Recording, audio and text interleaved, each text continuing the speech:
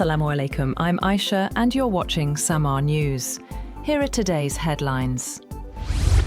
Chief of Army Staff Field Marshal Syed Asim Munir has warned that any future military adventurism by India against Pakistan would face extremely dangerous, far-reaching and painful consequences. The remarks were made during a ceremony at GHQ Rawalpindi, marking 1 year since the Marka-e-Haq and Operation Bunyan Mahsus, attended by senior military leadership. Munir described the event as a clash of ideologies, saying Pakistan had emerged successful and crediting national unity and military preparedness. He also said future wars would be multi-domain, involving cyber, drones, AI, and long-range precision systems. He stressed that Pakistan's armed forces would not be intimidated.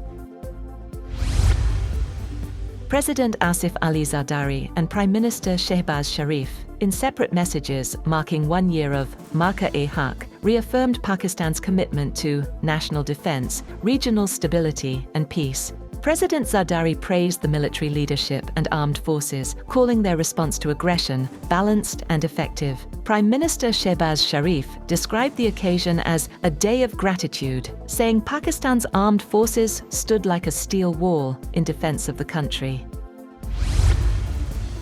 Iran has reportedly sent its response via Pakistan to a U.S. proposal aimed at ending the more than 2-month war. Reports suggest that Iran wants the current phase of negotiations to focus only on stopping hostilities in the region. The latest diplomatic push centers on a temporary understanding to halt fighting and ease tensions in the Strait of Hormuz, while broader disputes, including Iran's nuclear program, remain unresolved. Also, Iranian President Masoud Pezeshkian says negotiations do not mean surrender, reaffirming Tehran's stance on defending Iran's national interests and the rights of its people. Speaking at a meeting on post-war reconstruction, Pezeshkian said the goal of diplomacy was to secure the rights of the Iranian people with authority.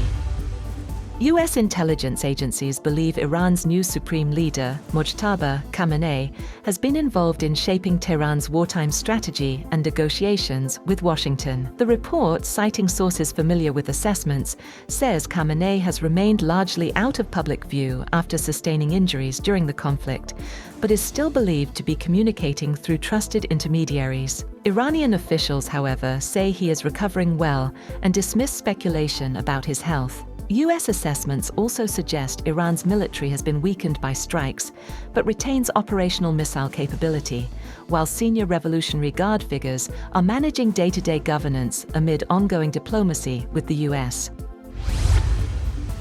Meanwhile, Iran's armed forces chief has reportedly briefed Supreme Leader Mojtaba Khamenei on military readiness and received what state-linked media described as new guiding measures for ongoing operations. According to Iran's semi-official Fars agency, Khatam al-Anbiya Commander Ali Abdullahi told Khamenei that Iranian forces were fully prepared to confront any action by what he called American Zionist enemies. He warned that any mistake by Iran's adversaries would trigger a swift and decisive response. British Prime Minister Keir Starmer says he remains committed to leading his government despite mounting pressure after major local election losses. Starmer described his administration as a 10-year project and vowed to continue, even as calls for his resignation grow within the Labour Party. The pressure intensified after a former minister threatened to push for a leadership contest unless action is taken by party leadership.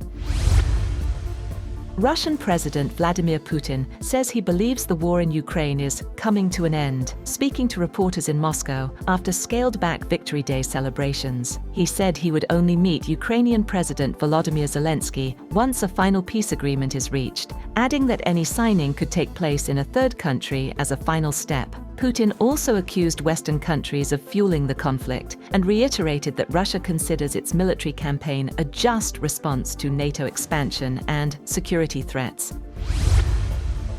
At least 39 people were killed in Israeli airstrikes across Lebanon, according to the Lebanese Health Ministry, as cross-border violence with Hezbollah continues, despite a reported ceasefire arrangement. One of the deadliest strikes hit the southern town of Saksakiyeh, killing at least 7 people, including a child. Another strike in Nabatye killed a Syrian man and his 12-year-old daughter, with reports of additional casualties in follow-up attacks. The Israel Defense Forces said it targeted Hezbollah operatives and infrastructure. Lebanon says more than 120 people have been killed in the past week alone, as clashes intensify along the border.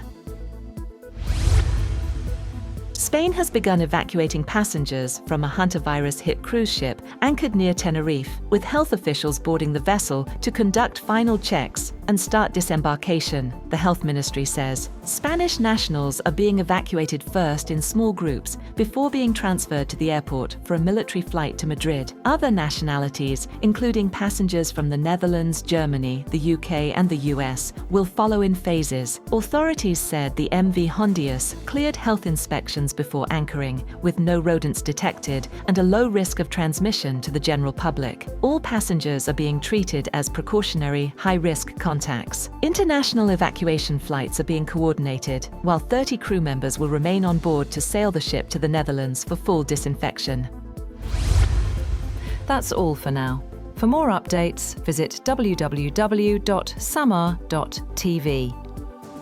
Thank you for watching Samaa News.